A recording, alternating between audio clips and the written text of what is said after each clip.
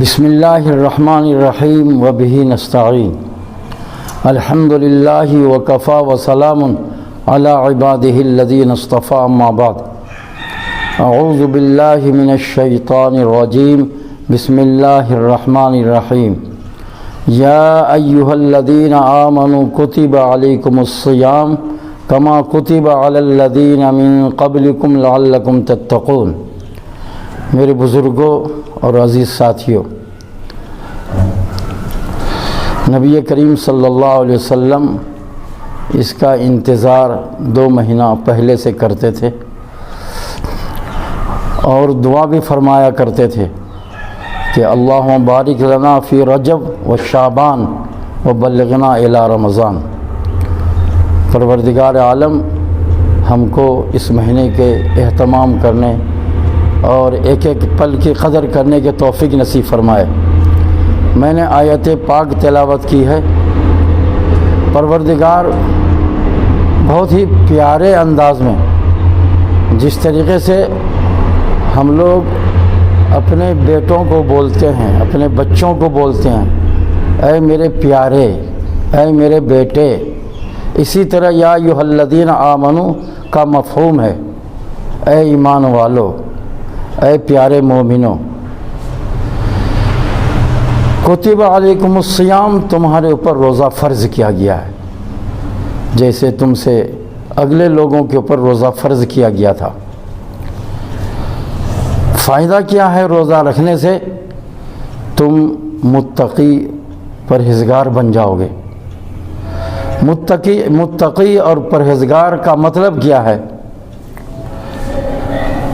تقوی کا معنی کیا ہے؟ تقوی کس کو کہتے ہیں؟ تقوی وہ ہے کہ اللہ تعالیٰ نے جس چیز کو حلال کیا ہے اس کو حلال سمجھنا اور اس کو اختیار کرنا۔ اللہ تعالیٰ نے جس چیز کو حرام کیا ہے اس کو حرام سمجھنا اور اس کے حساب سے عمل کر، اس سے رکنا، باز رہنا۔ تو اتنا بڑا فائدہ ہے کہ اللہ نے ہم کو اور آپ کو جو پیدا کیا ہے اس کا مقصد ہی یہی ہے کہ اللہ کے حکم کے مطابق چلنا۔ اللہ کا حکم کیا ہے؟ اللہ نے جو حکم فرمایا وہ اس کے اوپر عمل کرنا ان روزوں کے ذریعے سے آسان ہو جاتا ہے۔ اللہ تعالیٰ نے جس چیز سے روکا اس سے رک جانا روزے کے ذریعے سے آسان ہو جاتا ہے۔ کلام پاک ہم کو اس کا درس دے رہا ہے۔ اس کی ترغیب اور فضیلت اس مہینے کی کہ اس کے اندر کلام پاک کا نزول ہوا۔ کلام پاک جب اس مہینے کے اندر نزول ہوا ہے تو ہم کو کلام پاک پڑھنے کا اہتمام کرنا چاہیے۔ کلام پاک کی تلاوت تراویح کے ذریعے سے حضور صلی اللہ علیہ وسلم نے مسنون فرمایا، جس کو قیام لیل بولتے ہیں۔ رات کو تراویح کے اندر کلام پاک پڑھنا یا سننا، اور دن کے اندر روزے رکھنا۔ تو دن کے اندر جب ہم روزہ رکھ رہے ہیں یہ رمضان مبارک کی عظمت کا اظہار کر رہے ہیں، اور رات میں جب کہ ہم تراویح کے اندر کلام پاک پڑھ رہے ہیں، اسی طرح سو کر اٹھنے کے بعد تہجد کے اندر ہم کلام پاک پڑھ رہے ہیں، تو کلام پاک کی عظمت اور احترام کا اظہار کرنا ہے۔ میرے بزرگوں، یہ اتنی فضیلت کا مہینہ ہے کہ پروردگار ہم کو اور آپ لوگوں کو ترغیب دی ہے کہ بندو اس میں جو عمل کرو گے تو اس کا ثواب میں اپنے ہاتھ سے دوں گا، یا یہ فرمایا کہ میں خود اس کا بدلہ بن جاؤں گا۔ کتنی بڑی فضیلت ہے۔ یہ سیزن ہے، اس کو اہتمام سے تم نے ادا کر لیا تو جو 11 مہینے آ رہے ہیں تو بڑے اہتمام کے ساتھ تمہارے گزرتے اللہ کے حکم کی پابجائی ہو سکتی۔ ہمارے اور آپ کے لیے دشواری ہوتی تھی تو پروردگار نے شیطان کو جکڑ دیا، شیطان کو بند کر دیا۔ اب اس سلسلے میں باتیں آتی ہیں کہ جب شیطان جکڑ دیا گیا ہے، بند کر دیا گیا ہے، تو پھر گناہ کیوں کرتا ہے یہ مسلمان، روزہ کیوں توڑتا ہے؟ تو میرے بزرگوں، رمضان کی جو فضیلت ہے اور اس کی جو عظمت ہے، اللہ تعالیٰ جو چاہتا وہ اپنی جگہ پہ برابر ہے۔ اب اس کے اندر کیوں کسی نے مثال دی ہے کہ یہ پنکھا چل رہا ہے، کہ یہ پنکھا اسپرٹ میں ہے، 1 نمبر 2 نمبر 3 4 5 نمبر پہ جب کہ ہوگا بہت ہی اسپرٹ تیزی کے ساتھ چلے گا۔ جب اس کے کھٹکے کو بند کیا جائے گا تو دیر میں یہ رکے گا، اور یہ پنکھا اگر 1 نمبر پہ ہے یا 0 نمبر پہ ہے سلو چلے گا۔ جب اس کا کھٹکا بند ہوگا تو یہ پنکھا بھی بڑی جلدی بند ہو جائے گا۔ تو 2 مہینے حضور صلی اللہ علیہ وسلم نے اہتمام کرنے کو کہا تھا کہ ان 2 مہینوں کے اندر مزاج بنا لو، عادت بنا لو کہ رمضان المبارک کا 1 سیکنڈ 1 منٹ تمہارا ضائع ہونے نہ پائے۔ تو جس نے اہتمام کیا، زیادہ سے زیادہ کوششیں اور محنتیں کی، رجب کے اندر، شعبان کے اندر اپنے نفس کو کنٹرول کرنے کی کوشش کیا، تو بہت جلدی رمضان کے اندر اس کا نفس کنٹرول ہو جائے گا۔ تو بہرحال اس کی فضیلت بے شمار ہے کہ نفلوں کا ثواب رمضان کے علاوہ فرض کا جو ثواب ہے وہ رمضان مبارک کے اندر نفلوں کا ثواب ہوتا ہے، اور رمضان سے قبل جو فرض کا ہے تو 70 فرضوں کے برابر اس کا اجر چلا جاتا ہے۔ بہرحال اس کے اندر اللہ تعالیٰ نے 3 اشرے رکھے، مغفرت کا، رحمت کا، بخشش کا، تو ہم کو چاہیے اس کا اہتمام کرنا۔ لیکن اتنی فضیلت بیان کرنے کے باوجود اگر کوئی اس کا اہتمام نہیں کرتا ہے تو اس کے سلسلے میں آپ دیکھیے کہ اللہ تعالیٰ کس طریقے سے دکھ کا اظہار کرتا ہے، اللہ تبارک و تعالیٰ کس طریقے سے اس مسلمان کو، اپنے اس مخصوص بندے کو کس طریقے سے بد دعائیں کرواتے ہیں۔ دیکھیں ایک حدیث پاک مشہور ہے، فضائل اعمال کے اندر بھی آپ پڑھے ہوں گے، سنے ہوں گے، کہ نبی کریم صلی اللہ علیہ وسلم جب ممبر کے پہلے سیڑھی پہ قدم رکھا تو آپ نے آمین فرمایا، دوسرے سیڑھی پہ قدم رکھا تو آپ نے آمین فرمایا، تیسرے سیڑھی پہ قدم رکھا تو آپ نے آمین فرمایا۔ اب اس کے اندر 3 چیزیں ہیں۔ ایک تو جس نے رمضان مبارک کا مہینہ پایا اور وہ اپنی بخشش نہیں کرا سکا، اپنے آپ کو معاف نہیں کرا سکا، جنتی نہیں بنا سکا، اللہ کی رضا حاصل نہیں کر سکا، ایسے بیوقوف کو دھرتی کے اوپر، زمین کے اوپر رہنے کا کوئی حق نہیں پہنچتا۔ یہ حضرت جبرائیل علیہ السلام بد دعا کر رہا ہے، اور اس کے اوپر حضرت نبی کریم صلی اللہ علیہ وسلم آمین فرما دے رہے ہیں۔ دوسرے پہ قدم رکھا تو اس موقع پر کہ جس کو ماں باپ ملے اس کی عزت عظمت، اس کی خدمت کر کے وہ جنت نہیں پا سکا، وہ اپنی بخشش نہیں کرا سکا، ایسے ڈل لوگوں کو دھرتی پر، زمین پر رہنے کی کیا ضرورت ہے؟ یہ بد دعا حضرت جبرائیل علیہ السلام نے کی، اور اس کے اوپر نبی کریم صلی اللہ علیہ وسلم نے آمین فرما دیا۔ تیسرے کے اوپر جس شخص کے سامنے ہمارا نامی آیا، حضور صلی اللہ علیہ وسلم کا اس میں گرامی آئے اور وہ درود نہ پڑھے، تو جو اتنا بڑا محسن ہے اور اس کے نام پہ ان کی عظمت کے لیے، اپنے فائدے کے لیے درود کا اہتمام کرنا چاہیے، کم از کم صلی اللہ علیہ وسلم کہنا چاہیے، اس نے نہیں کہا۔ ایسے بیوقوفوں کو بھی دھرتی پہ، زمین پہ رہنے کا کیا حق پہنچتا ہے؟ اللہ ایسے لوگوں کو تباہ برباد کرے۔ یہ حضرت جبرائیل علیہ السلام بد دعا کر رہے ہیں، اس کے اوپر نبی کریم صلی اللہ علیہ وسلم آمین فرما رہے ہیں۔ اس جگہ غور کرنے کی بات ہے کہ آمین مہر لگا دی حضور صلی اللہ علیہ وسلم، یہ بھی ایک دعا ہے حضور صلی اللہ علیہ وسلم جس عمل کے سلسلے میں آمین فرما دیں تو اس کا تو قبول ہی قبول ہونا ہے۔ حضور صلی اللہ علیہ وسلم سے بڑھ کر کے اور کن کا درجہ، کن کا مرتبہ ہے۔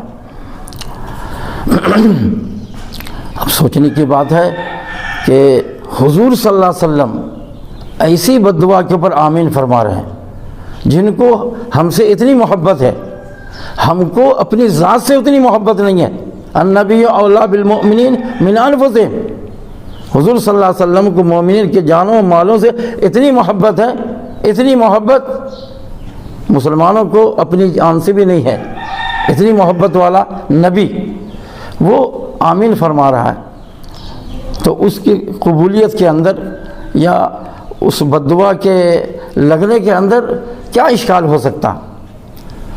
اب آپ آگے اور سمجھیے کہ حضرت جبرائیل علیہ السلام بد دعا فرما رہے ہیں، تو حضرت جبرائیل علیہ السلام ہوتے کون ہیں بد دعا کرنے والے؟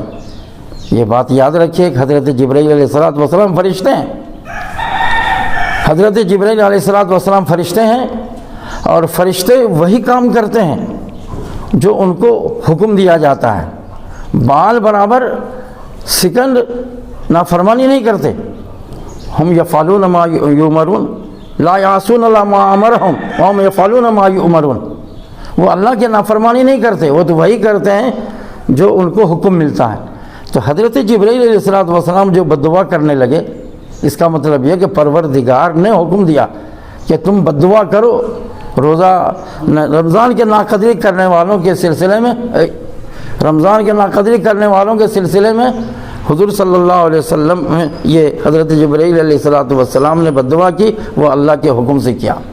میرے بزرگوں، اللہ تبارک تعالیٰ کون ہیں؟ کیا سمجھتے ہیں ہم اللہ کو؟ سنے ہوں گے کہ 70 ماؤں سے زیادہ محبت رکھنے والا خدا۔ تو 70 ماؤں نہیں بلکہ اللہ تبارک تعالیٰ نے اپنی محبت کے 100 ٹکڑے کیے، اور ایک ہی ٹکڑا دنیا کے اندر ڈالا، ہر مخلوق کے اندر۔ استاد شاگرد سے، شاگرد استاد سے، ماں بیٹی سے، باپ بیٹے سے، اور یہ بیٹے بیٹیاں اپنے ماں باپ سے، کتنی محبت کا، ایک دوست سے، یہاں تک کہ پرندہ کبوتر باز باز، یعنی جب پرواز کرتا ہے تو سب ایک ساتھ پرواز کرتا ہے۔ یہ بکری ہے، اس کا بچہ ہے، بھینس ہے، اس کا بچہ ہے، جب چلتی ہے تو اس کے پیچھے پیچھے اس کا بچہ چلتا، پیچھے مڑ مڑ کر کے دیکھتی ہے۔ یہ اس کی محبت کی علامت ہے۔ پوری دنیا کے اندر صرف ایک محبت کا ٹکڑا، پوری دنیا کے مخلوق کے اندر 99 ٹکڑے حضور صلی اللہ علیہ وسلم اللہ تبارک تعالیٰ کے پاس ہیں۔ 99 ٹکڑے، کتنی محبت ہے خدا کو، کتنی محبت ہے۔ اس محبت کے باوجود پروردگار فرما رہا ہے کہ اے جبرائیل، تم ایسے لوگوں کے سلسلے میں بد دعا کرو۔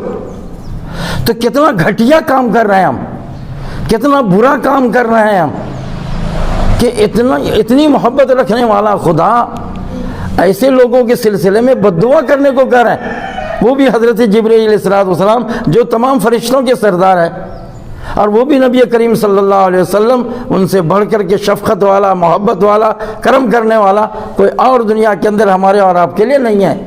ان کی مثالیں دی جائیں تو کہ آپ کو پھر سمجھ میں آتا۔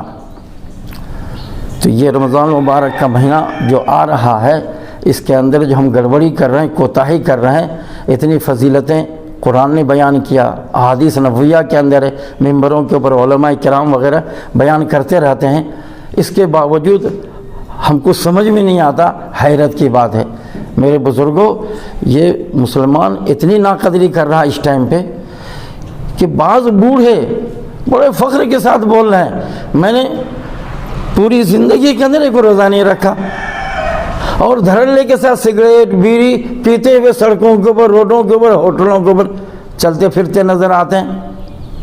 تو چلو وہ بوڑھا ہو گیا، اگر وہ بوڑھے ہیں اور کوئی بیماری ہے، ان کو ڈاکٹر نے منع کیا، تیری رمضان کے احترام میں تم چھپ کر کے تو پیو، چھپ کر کے کھاؤ دھڑلے کے ساتھ۔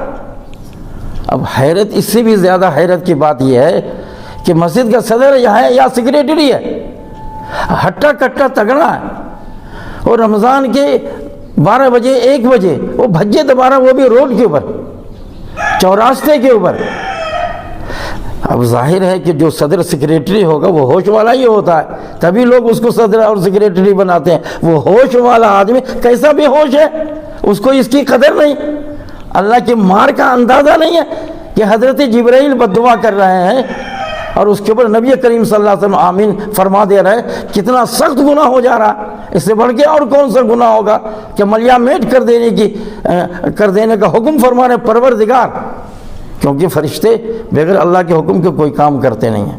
یہ بات یاد رکھو، ایسے موقع پر تو پروردگار غیر مسلموں تک کو نہیں چھوڑتا، ان کو بھی بخش دیتا ہے۔ وہ کیسے؟ ایک مرتبہ کا واقعہ ہے کہ ایک غیر مسلم برادر وطن کا کوئی ایک نوجوان گھر سے کھا پی کر کے رمضان کے مہینے کے اندر، دن کے اندر کھا پی کر کے گٹکا یا پان دبا کر سگریٹ یا بیڑی پیتے ہوئے اور سینہ پھلاتے ہوئے گزر رہا ہے۔ مسلمانوں کی ہر جہاں دکانیں ہیں، تو اس نوجوان کا والد، بوڑھا والد، وہ کسی جھونپڑے کے اندر بیٹھا ہوا تھا، تو اس کو اچھا نہیں لگا۔ اس نے اپنے اس بیٹے کو بلایا، بیٹا ادھر آؤ، تم کو نہیں معلوم کہ اس وقت جو مسلمانوں کی عید چل رہی ہے، مسلمانوں کا روزہ چل رہا ہے، اور تم دھڑلے کے ساتھ بیڑی پی اور سگریٹ کھاتے ہوئے جا رہے ہو، تھوکتے ہوئے جا رہے ہو، اچھا لگ رہا ہے کیا؟ کم از کم ہم اس کے ماحول سے جب گزرتے ہیں تو اس کا تو احترام کرنا چاہیے، خیال کرنا چاہیے۔ تو آتا ہے کہ وہ غیر مسلم، سب کو مرنا ہے، وہ غیر مسلم جو بوڑھا ضعیف تھا اس کا انتقال ہو گیا۔ بزرگوں نے خواب کے اندر دیکھا کہ اس کو جنت ملی ہے، جنت کے اندر اعلیٰ مقام ہے۔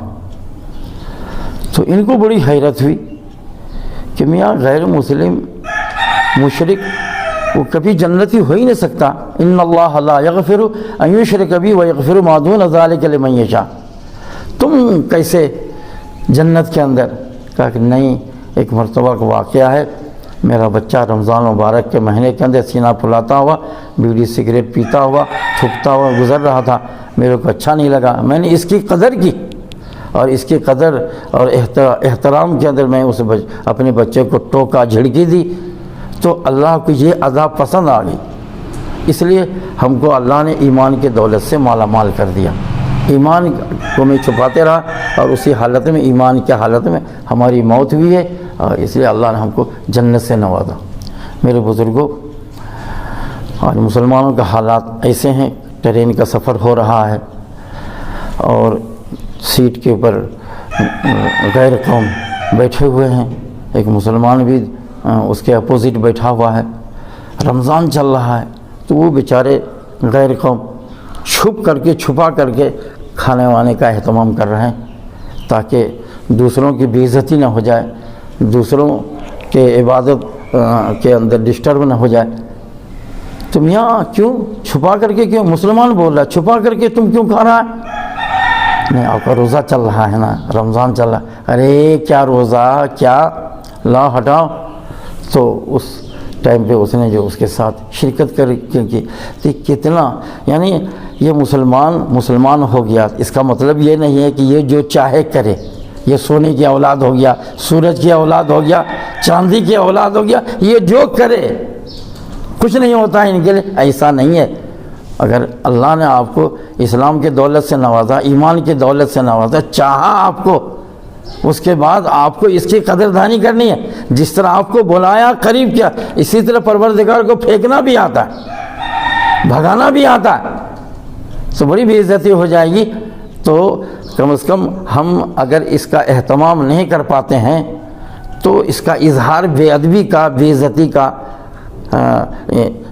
اظہار بھی نہیں کرنا، بلکہ چھپ کر کے کرنا۔ اگر کھانے کی ضرورت ہے، ڈاکٹر نے بتلا دیا اگر تم نہیں کھاتے تو تمہاری جان چلی جائے گی، تمہاری بیماری بڑھ جائے گی، شوگر ایسا ہو جائے گا، ویسا ہو جائے گا، تو اس کے حساب سے ارے لیٹرنگ کو پسند کرو، لیکن روڈوں کے اوپر پبلک کے سامنے اس کا اظہار مت کرو۔